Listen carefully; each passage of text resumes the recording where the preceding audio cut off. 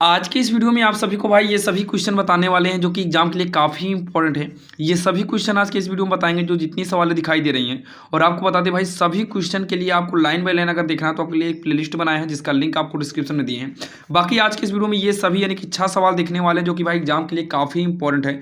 और ये कन्फर्म है कि ये 6 आपके क्वेश्चन में आएंगे। और आपको पता है 6 और 2-2 अंक के सभी क्वेश्चन है, यानी कि 6 दूनी 12 अंक आपके कहीं पर भी नहीं जाने वाले हैं। तो यहाँ पर देखिए जो पहले नंबर सवाल दिया और आपको बता दें भाई और भी ऐसे इंपॉर्टेंट क्वेश्चन के लिए हम एक प्लेलिस्ट बनाए हुए हैं। अगर आपको देखना है तो उसका लिंक आप डिस्क्रिप्शन में जाइएगा, मिल जाएगा। यहाँ पर देखिए जो पहले नंबर हमें सवाल दिया है बिंदु ए के हमें निर्देशांक ज्ञात करना है। बिंदु ए के हमें निर्देशांक ज्ञात करना है जहाँ ए बी जो है एक वृत्त का व्यास है। मतलब यहाँ कोई वृत्त है, इसका मान लेते हैं कोई व्यास है जिसका नाम ए और बी है और बीच के केंद्र को हम मान लेते हैं बिंदु केंद्र ओ है यहाँ पर। अब उसके बाद क्या बोला है, ए बी एक वृत्त का व्यास है। कोई बात नहीं भाई, ए बी जो है वृत्त का व्यास हो गया जिसका केंद्र जो है 2, -3 है। 2, कितना है -3 है। तथा बी के निर्देशांक 1, हमें 4 दिया हुआ है और हमसे पूछा है ए के निर्देशांक हमें निकालना है। तो यहाँ पर देखिए ए के निर्देशांक हमें निकालना है।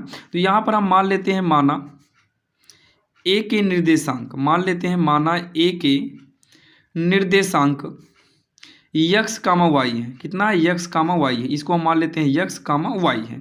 अब यहाँ पर देखिए हम बीच वाले बिंदु के निर्देशांक निकालेंगे। तो यहाँ पर हो जाएगा निर्देशांक, या फिर इसी को कह सकते हैं मध्य बिंदु, या तो इसी को हम क्या कह सकते हैं, मध्य बिंदु। इसका फार्मूला होता है x1 + x2/2 कामा y1 + y2/2। ये इसका जो है स्ट्रक्चर यानी कि फार्मूला होता है।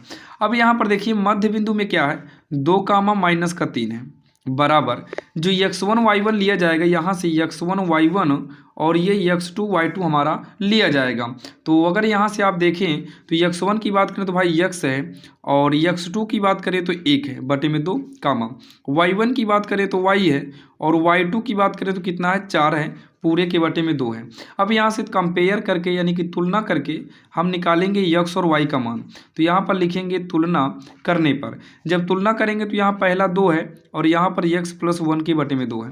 सॉल्व करेंगे तिरछा गुणा करके 4 बराबर x + 1। तो 4 1 को इधर करेंगे माइनस में होगा x, तो ये आएगा 3 बराबर x, यानी कि x बराबर कितना, 3 हो जाएगा। ठीक है। अब उसके बाद y + 4 के बटे में 2 है और इसके मतलब दूसरा मतलब सेकेंड नंबर पर है और यहाँ पर सेकेंड नंबर पर क्या है, -3 है। तो ये हो जाएगा y + 4, 2 तिहाई कितना होगा, 6। तो y बराबर -6 इधर आ जाएगा -4, y बराबर हो जाएगा -10 हो जाएगा। y बराबर कितना हो जाएगा, -10 हो जाएगा। तो लास्ट में लिखेंगे अतः बिंदु या फिर अतः ए के निर्देशांक, अतः ए के निर्देशांक हम x कामा y माने थे तो x के जगह पर 3 आ गया और y के जगह पर -10 है। ये इसका जो है आंसर हो जाएगा जो कि काफ़ी इंपॉर्टेंट है भाई। यहाँ से आपके 2 अंक कहीं पर भी नहीं जाने वाले और एग्जाम के लिए भाई एक नंबर की वैल्यू होती है। आप लोग ये मत सोचना भाई कि 1 नंबर का है कि 2 नंबर का है कि 4 नंबर का है। भाई एग्जाम के लिए एक क्वेश्चन इंपॉर्टेंट होता है और एक नंबर की वैल्यू होती है, जो कि ये काफ़ी इंपॉर्टेंट सवाल थी। चलिए हम देखते हैं सवाल नंबर दूसरी। अब यहाँ पर जो सवाल नंबर दूसरी है वो भाई आपके सामने है, काफ़ी इंपॉर्टेंट है। आइए इसको हम सॉल्व करते हैं। देखिए गुणनखंड विधि से हमें जो है इस समीकरण को सॉल्व करना है, यानी कि इसके हमें मूल को बताना है। तो हमें जो दिया है 3x² माइनस का 2√6x प्लस का 2 है बराबर का 0। इसका हम गुणनखंड करेंगे तो आदि अंत का गुणा करेंगे तो 6 आएगा। इसका आप देखिए ऐसा खंड करना है कि भाई जोड़ने पर कितना आना चाहिए, रूट का 6 आए। तो ये 2 तिहाई 6 होगा, 3 का 3 होगा। एक काम करिए 3 दूनी 6 रहने दो, 3 दूनी 6 रहने देते हैं। इस 6 को हम लिख सकते हैं √6 2 बार। इस 6 को हम √6 कितनी बार लिख सकते हैं, 2 बार लिख सकते हैं। तो 3x² माइनस और इसी को अगर हम जोड़ दें तो हमारा 2√6 आ जाएगा। तो √6 प्लस में √6 हो जाएगा और x साइड में है +2 बराबर 0। तो ये हो जाएगा 3x² माइनस √6, यक्स का गुणा करा दो, माइनस प्लस माइनस होगा √6 यक्स का गुणा करा दो प्लस का 2 इक्वल का 0। अगर यहाँ पर आप देखें जो 3 है ना, ये इस 3 का मतलब क्या होता है कि इस 3 का मतलब है कि √3 कितनी बार होगा, 2 बार। तो इसमें से √3 यक्स कामन लेते हैं। जब √3 कामन लेंगे तो एक √3 हमारा बचेगा। x² का मतलब 2 बार था, एक बार यक्स कामन लिए तो एक बार बचेगा माइनस। इसमें से √3 कामन लिए तो 3 दूनी 6, रूट के अंदर 2 बचेगा और यक्स तो कामन में ही चला गया। इन दोनों में से बात आती है भाई कॉमन क्या ले, तो यहाँ पर हमें केवल √3 बचाना है। इसका मतलब है कि -√2 हमें कॉमन लेना ही पड़ेगा। तो यहाँ x भी बचेगा, यहाँ पर प्लस था जबकि हम माइनस कॉमन ले चुके हैं, तो यहाँ माइनस करेंगे ताकि माइनस माइनस हमारा प्लस हो सके। √2 कॉमन लिए हैं जो कि यहाँ पर 2 था, 2 का मतलब होता है कि √2 जो है 2 बार रहेगा, तो एक बार कॉमन में जाएगा, फिर भी हमारा एक बार यहाँ पर बचेगा। इक्वल में हम कितना करेंगे 0। अब इतना करने के बाद एक काम करते हैं, √3x माइनस √2 को एक में कर लेते हैं, जो भाई दोनों में मैच कर रहा है एक में, और जो बाहर है जैसे √3x माइनस √2 इसको भी हम एक ब्रैकेट में कर लेंगे। अब यहाँ से हम मूल निकालेंगे, तो √3x माइनस 2 बराबर 0, एक को भी हम छोड़ते हैं, पहले एक को ही लेंगे, तो ये हो जाएगा √3x बराबर, ये माइनस का है तो इक्वल के इधर करेंगे तो प्लस में हो जाएगा, और 0 जो है इससे कोई मतलब नहीं है। तो x बराबर हो जाएगा √2, √3 का पक्षांतर करेंगे तो ये बटे में आएगा, तो यहाँ से जो है इसको अगर एक रूट में करना चाहो तो 2/3 कर सकते हो। अगर हम पुनः अगले को सॉल्व करें, √3x माइनस √2 बराबर जो वही तो फिर भी है, तो यहाँ पर भी जो x आएगा ये हमारा √2/3 है, क्योंकि भाई दोनों सेम ही है तो दोनों का आंसर सेम ही आएगा। ये इसका आंसर हो जाएगा जो कि इसमें हमने मूल पूछा था। तो भाई x बराबर ये वाला और x बराबर ये वाला हमारा मूल हो जाएगा, जो कि यही इसका आंसर हो गया, जो कि काफ़ी इंपॉर्टेंट सवाल थी भाई, आपके समझ में तो आया ही होगा। अब यहाँ पर देखिए जो सवाल नंबर तीसरी है भाई, काफ़ी इंपॉर्टेंट है ये सवाल आपका जो है देखकर ही पता चल गया होगा। ये हमारा त्रिभुज से लिया गया है। देखिए जब भी त्रिभुज की सवाल इस प्रकार से आए तो आपको भाई ज़्यादा कुछ नहीं करना है, जो कि यहाँ पर आपका 2 नंबर कन्फर्म होता है। आपको सीधा AD के बटे में हमें DB कर देना है, तो AD के बटे में क्या करना है DB कर देना है, और इधर से AE के बटे में EC कर देना है, AE के बटे में क्या करना है EC कर देना है। यहाँ पर पहले इतने के बटे में इतना किए तो वही काम इधर भी किए, तो थिल से एक प्रमेय होता है जो कि भाई उस रूल के हिसाब से जो काम इधर करेंगे वही काम उधर हम कर सकते हैं। तो AD कितना है ये x है, और DB कितना है ये x माइनस 2 है, बराबर का AE की बात करें तो AE हमारा कितना है x प्लस 2 है, और EC की बात करें तो ये हमारा x माइनस 1 है। तिरछा गुणा कराएंगे तो x माइनस 1 हो जाएगा, इधर तिरछा गुणा कराएंगे तो x प्लस 2, और अगले ब्रैकेट में x माइनस का 2 हो जाएगा। अब x का अंदर गुणा कराएंगे तो x स्क्वायर माइनस x का नाम x होगा। ये देखिए एक बार जोड़ा घटाया है तो फार्मूला पहली का वर्ग माइनस दूसरी का वर्ग, तो 2 का स्क्वायर करेंगे 4, x स्क्वायर से x स्क्वायर काट दो क्योंकि दोनों प्लस में है, एक भी अगर इधर उधर पक्षांतर करेंगे तो भाई माइनस में होकर वैसे भी कट जाएगा। तो माइनस x बराबर हो जाएगा -4, माइनस से माइनस को हटा देते हैं, x बराबर प्लस का 4, ये इसका आंसर हो जाएगा, जो कि हमसे x का मान पूछा था। ये इसका आंसर हो गया, जो कि काफ़ी आसान था और आपके समझ में आया ही होगा। अब यहाँ पर जो सवाल नंबर चौथी है भाई, ये हमारा समांतर श्रेणी से लिया गया है, जो कि समांतर श्रेणी के भी काफ़ी इंपॉर्टेंट क्वेश्चन भाई एग्जाम में उठाए जाते हैं। हमें बोला है उस समांतर श्रेणी के प्रथम 51 पदों का योग ज्ञात करना। चलिए इसको ज्ञात करना भाई अभी देखेंगे। फिर उसके बाद क्या बोला है, जिसके दूसरे और तीसरे पद, तो यहाँ पर लिखेंगे हम दूसरा पद, और क्या दिया है तीसरा पद क्रमशः 14 और 18 दिया, मतलब ये 14 है और ये 18 है। तो दूसरा पद की बात करें तो a प्लस डी होता है 14, एक कम होता है d, जैसे दूसरा बोला है तो a प्लस डी किए हैं, तीसरा बोला है तो a प्लस तीसरा के लिए कम करते हैं तो यानी कि 2d हो जाएगा, बराबर 18 समीकरण 2।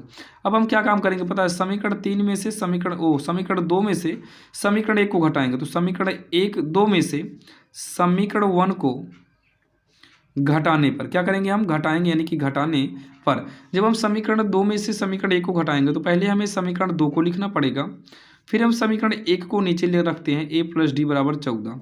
ये नॉर्मल आपका जब घटेगा तो चिन्ह बदलेगा, तो a से कटेगा क्योंकि प्लस माइनस हो गया, 2d में से 1d घटेगा तो d बचेगा, 18 में से 14 गए 4 आएगा, यानी कि d बराबर कितना आ गया 4 आ गया। अब d का मान समीकरण 1 या 2 में रख कर आप a का मान निकाल लीजिए, तो समीकरण 1 से, तो समीकरण 1 में a है, a को लिखेंगे प्लस d के जगह पर हम 4 करेंगे, बराबर में कितना है 14 है, यहाँ से a बराबर होगा 14, 4 को इधर कर देंगे तो ये हो जाएगा हमारा 10 हो गया, a बराबर कितना हो गया 10। यहाँ पर हमसे पूछा है 51 पदों का योग, तो अगर हमें SN की बात करें यानी कि n पदों का योग की बात करें तो फार्मूला होता है n/2, 2a plus n minus का 1d है। अगर हमें 51 पदों का योग निकालना है, 51 पदों का योग, तो यहाँ जहाँ पर n है वहाँ पर 51 करना होगा ताकि 51 पदों का योग आ जाए। तो n की जगह पर 51 किए हैं तो 51/2 होगा, 2 इंटू a की जगह पर कितना आया है 10, प्लस में n की जगह तो हमें 51 कहना ही है, -1 इंटू d की जगह पर हमें 4 रखना पड़ेगा, जो कि यहाँ पर आप देख सकते हैं। तो इतना कहने के बाद 51/2 हो जाएगा, 10 दूनी 20 होगा, प्लस में इसको घटाएंगे तो ये 50 गुणे का 4 इतना हो जाएगा। अब उसके बाद 51/2 करेंगे और ये 20 + 50 चौका कितना हो जाएगा 200 हो जाएगा। इसको सॉल्व सॉल्व करेंगे तो होगा 51/2 गुणे, ये जुड़कर आएगा कितना 220 आ जाएगा। 2 से काटेंगे तो 110 बार में कटेगा, तो ये हो जाएगा 51 गुणे का 110 हो जाएगा। तो 51 ही करना में 51, 51 ही करना में 51, 5 56 होगा, 0 कर देंगे, यानी कि ये आंसर आएगा। यानी कि इसका जो आंसर आया है वो 5610 आया है, जो कि काफ़ी इंपॉर्टेंट सवाल थे और आपके समझ में आई होगी। चलिए हम देखते हैं सवाल नंबर 5, जो कि भाई वो भी काफ़ी इंपॉर्टेंट सवाल है। अब यहाँ पर जो है सवाल नंबर 5 की बात करें तो भाई आपके स्क्रीन के सामने है, जो कि यहाँ पर हमें जांच करना है। क्या जांच करना है कि क्या जो है ये और ये जो है द्विघात समीकरण है। तो हमें जो दिया हुआ है x-3 है और 2x प्लस का 1 बराबर में x प्लस का 5 है। तो x का गुणा कराएंगे तो हो जाएगा 2x प्लस 1, -3 से गुणा करा देंगे तो 2x प्लस 1, x का गुणा कराएंगे तो x² प्लस में 5x हो जाएगा। अब इतना कहने के बाद यक्स का गुणा अंदर कराएंगे तो ये 2x² होगा, यक्स ही करना में यक्स बराबर माइनस है, 3 दूनी का 6x हो जाएगा, माइनस प्लस माइनस 3 का नाम 3 बराबर में x² प्लस का 5x होगा। तो ये वाला हम 2x² लिखेंगे, इसको इधर ला लो तो ये माइनस में x² हो गया।